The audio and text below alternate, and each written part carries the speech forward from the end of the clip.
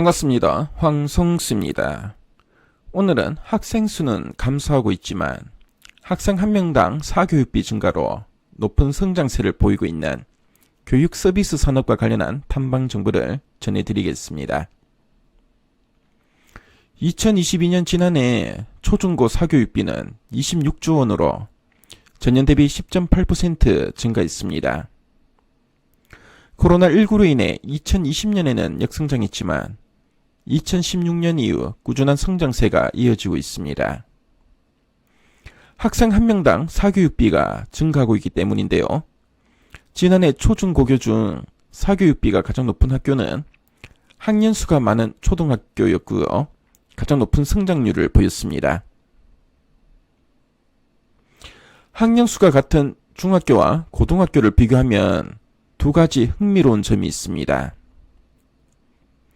첫 번째는 지난해 중학교 사교육비 증가율이 고등학교 사교육비 증가율을 상회했다는 점이고요.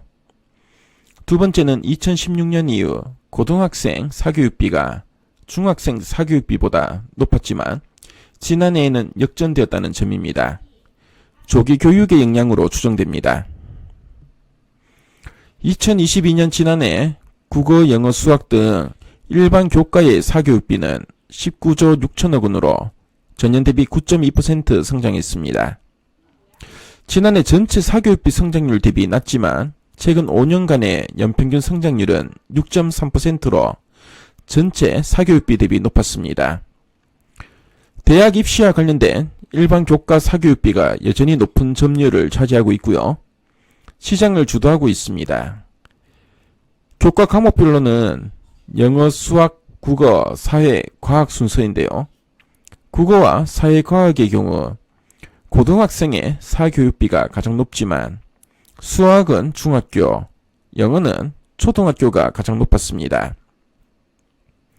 특히 중학교의 수학 사교육비가 고등학교 수학 사교육비를 2021년부터 상회하고 있는데요.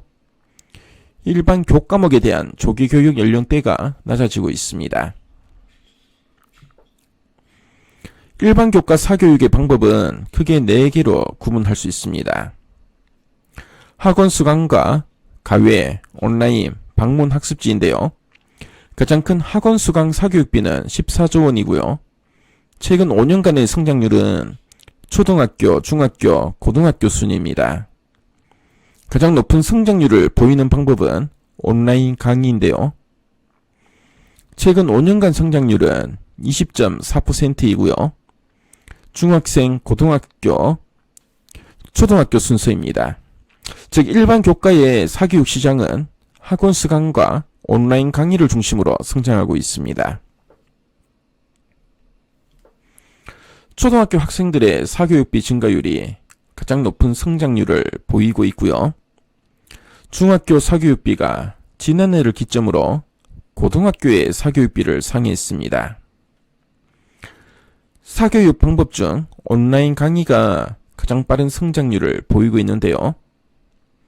초등학교와 중학교의 디지털 일반 교과 교육 관련 기업들을 주목할 필요가 있어 보입니다. 관련 기업으로는 대표적으로 웅진 싱크빅과 메가스터디 교육이 있습니다. 그럼 각 종목의 투자 포인트를 체크해 보겠습니다. 먼저 웅진 싱크빅은 교육과 인공지능 AI를 결합한 AI 교육 플랫폼 에듀테크를 선제적으로 대응하고 있습니다. 2014년 8월 업계 최초로 도서와 학습 콘텐츠, 스마트 기기, 북패드가 결합된 회원제 학습 도서 서비스인 웅진 북클럽을 출시했습니다. 2019년에는 인공지능 AI 전 과목 맞춤형 학습지인 스마트호를 출시하는 등 인공지능 AI와 교육 플랫폼을 결합하는 사업을 확대하고 있습니다. 지난해 연말 기준 23만 명의 회원을 보유하고 있는데요. 이 외에도 성인 콘텐츠 교육과 학원생활 플랫폼 등으로 에듀테크 사업을 확장하고 있습니다. 다음으로 메가스터디 교육은 온라인 교육 서비스와 오프라인 학원 서비스를 동시에 운영하고 있는데요. 초, 중, 고등학교부터 대학 취업까지의 밸류체인을 확보하고 있는 기업입니다. 사교육 성장에 따른 수혜가 기대되는데요.